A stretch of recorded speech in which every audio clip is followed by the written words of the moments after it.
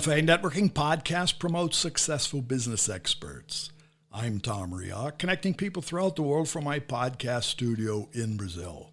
Joining us today from Selsley, England, Robin Waite, the fearless business coach, best-selling author of Online Business Startup and Take Your Shot, both available on Amazon.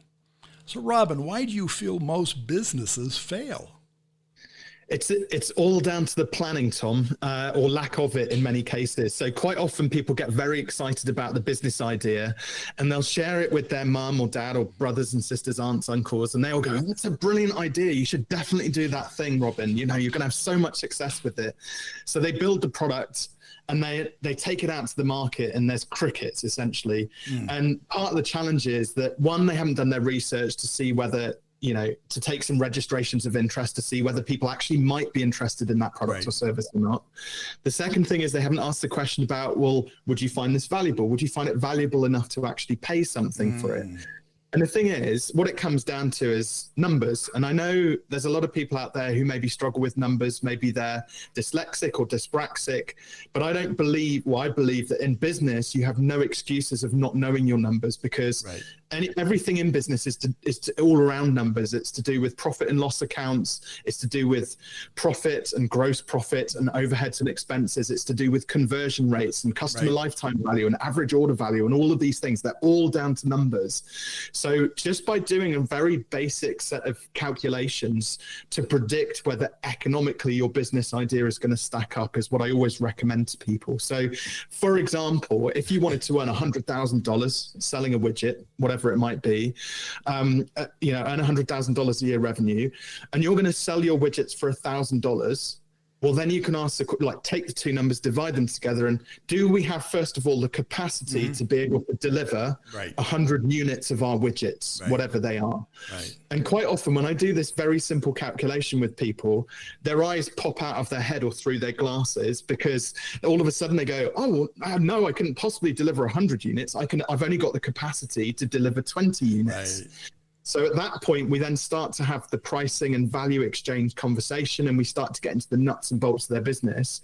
Because then we do a simple calculation. Well, if you've only got the capacity for 20 units and you want to earn £100,000, well, it means the price of your widgets needs to be 5 times what you thought you were going to. But that's a good point that you brought up. Most persons, when they have an idea, and you said they don't plan success. That's it. Absolutely. And then again, that's why they fail, because they really don't know the capacity and they're not planning for success. And when you do come back and say, well, you know, the market's 1,000 or 2,000 or whatever, and then they say they can't do it. Then when you put the numbers together, it's not viable. And that's the basic thing is it's numbers.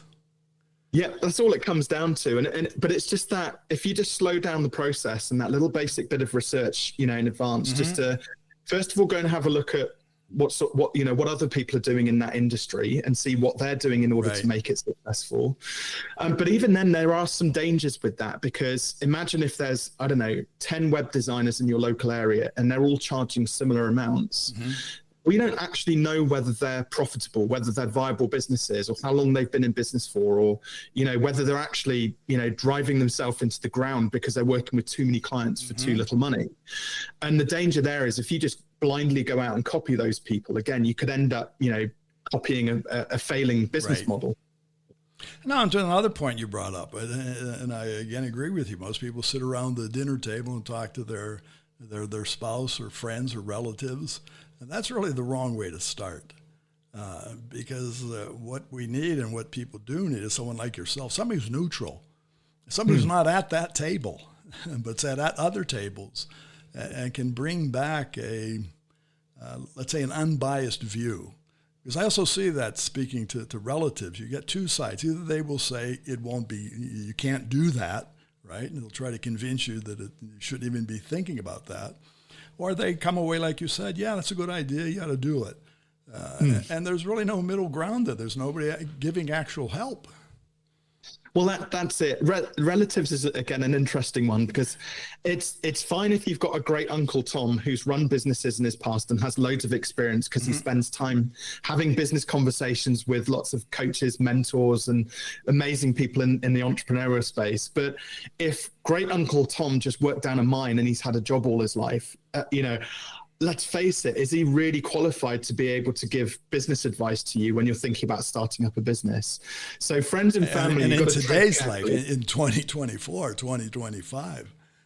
That's it. Absolutely. You got to tread a little bit carefully. So I always say, speak to your friends and family, but don't ask for permission because you might not get it because they don't really fully understand. But, go and speak to somebody, like you said, he's got a bit of worldly knowledge around business and see what their sort of educated view on things is.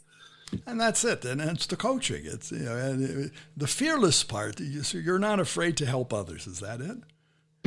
Well, it's about encouraging business owners to fear the things in their business ever so slightly less that are holding them back from achieving their goal. So something as simple as raising your prices can really put the heebie-jeebies up people. They really struggle with that as a concept. And we don't have time, unfortunately, to go into all the psychology and the whys and wherefores of it. But even let's say you were charging, I don't know, $200 for something, like going and doing a garden clearance for something like, or maybe like the next 10 gardens that you go and quote for, maybe quote 250, not 200, and just see how many people say yes or no. So I always encourage people, don't have to stretch yourself like way outside your comfort zone, just creep a little bit outside. And every time you do that and find yourself like quoting a little bit more, you don't have to get a yes necessarily, but when you find yourself quoting a little bit more, you get information, right? You get information. Yeah, exactly. Yeah. Very good. So Robin, how can our listeners find you? Well, a couple of things. So LinkedIn is the best bet. So jump onto LinkedIn, search for Robin Waite, and the surname spelled Waite. I've actually got a free gift as well, waiting for people who come and connect with me on LinkedIn, a free signed copy of my book, Take Your Shot, which I'll ship to anywhere in the world, and it's on me. Very good. Well, thanks again for sharing. That's my pleasure. Thank you for having me. And for our listeners, you can find more information about Robin Waite, and it's Robin, last name Waite. Find him on his site, which is robinwaite.com, LinkedIn, and TikTok. Cafe Networking is brought to us by Focus MI Market Intelligence, an agricultural market research specialist in Brazil. More information at focusmi.com. Talk to Tom, talk to the world. Thanks for listening. Till the next time here at Cafe and Networking Podcast.